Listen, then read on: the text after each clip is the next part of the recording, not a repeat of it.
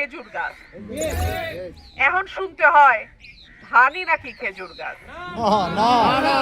আমি যদি কই হাসি হইল বাঘ তয় হইব, তয় চলতো? হাঁস হইল হাঁস, বাঘ হইল বাঘ। খেজুর গাছ হইল মরুভূমির গাছ, আর ধান হইল আমরার প্রাণ। কেমনে খেজুর গাছ ধান হয় জানি না। গত 25 বছর কোন ধানের শীষের প্রার্থী ছিল না। কি ছিল? জোটের প্রার্থী আমিনী সাহেব 2001-এ। 2008-এ আমিনী সাহেব যখন ফেল করলো তখন চলে আসলো জাতীয় পার্টি। 2014 সালে আবারও জাতীয় পার্টি, কারণ বিএনপি নির্বাচনে অংশ নেয় নাই।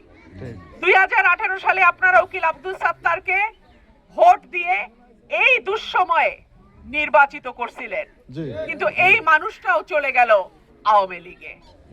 তাহলে বিএনপির হাতে কি রইল? কিচ্ছু নাই। এখন আবার 25 বছর পর যখন একটা নির্বাচন হচ্ছে এবং নেতা কর্মীদের একটাই দাবি ছিল দলের প্রার্থী দিয়ে, এমন তো না যে দলের প্রার্থী ছিল না, কিন্তু কোথা থেকে অষ্টগ্রাম থেকে ভাড়া করতে হইল প্রার্থী। সেই প্রার্থী মার্কাও না খেজুর গাছ, এখন শুনতে হয় ধানই নাকি খেজুর গাছ।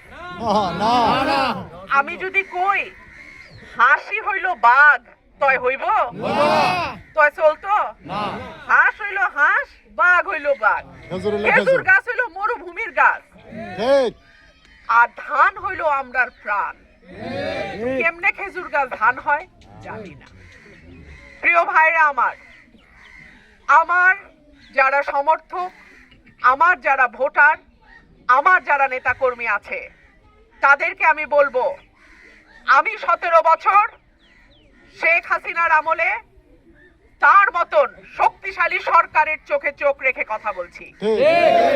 আপনারা আমাকে ভালোবাসেন, আপনারা আমাকে আপনাদের সন্তান হিসেবে গ্রহণ করেছেন, আপনাদেরও ভয় পেলে চলবে না। যদি কেন ফোন আসে যে আফার কাছে যায় না, কইলাম গেলে বিপদ আছে, আইতে পারে, নির্বাচন সামনে রেখা অনেক কিছুই হইতে পারে, আপনারা কইলাম ফিচ্ছায়েন না। আমি জীবিত শেষ নিঃশ্বাসটা পর্যন্ত আমি আপনাদের সঙ্গে আছি ইনশাআল্লাহ। আপনারা আমাকে ছাইরা যায়েন না। আমার প্রিয় ভাই ও বোনেরা, একটা দেশে দল আসবে, দল যাবে, ক্ষমতায় একবার এই দল আসবে, আরেকবার ওই দল আসবে। ক্ষমতার থেকে গেলেই যে একেবারে চাঁদাবাজি ধান্দাবাজি কইরা 2 মাসে 200 কোটি টাকা কামায় ফেলতে হবে, এইটা তো ঠিক না। আরেকজনের ব্যবসা দখল করা, বালি উঠানো, মাটি ভরাট করা, এগুলা তো ঠিক না। ঠিক না, এগুলি করলে মানুষ দূরে সরে যায়। মানুষ এমনিতে দেখা যায় যেন কিছু কয় না, কিছু কয় না। মানুষ কখন কয় জানেন? ওই যে 5ই আগস্ট হাসিনা টের পাইছিল, মানুষ যখন জাগে তখন কি অবস্থা হয়। সেই জন্য আমি শুরু থেকে বলে আসছি যে চাঁদাবাজি বন্ধ করো, তোলা তুলা বন্ধ করো,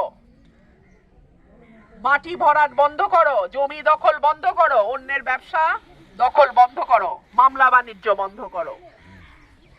আমি যতদিন বেঁচে আছি এই সত্য কথা আমি বলতেই থাকবো। যেই অন্যায় করবে তার বিরুদ্ধেই আমি বলবো। আমার নিজের বাপও যদি ভুল করে আমি বলবো, আব্বাজান আপনি এটা ঠিক করেন নাই। ঠিক কিনা?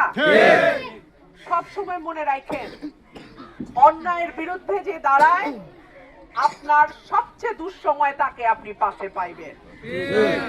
তো ভাই ও বোনেরা, আপনাদের মনে প্রশ্ন আসতে পারে, আপনারে কেন ভোট দিব?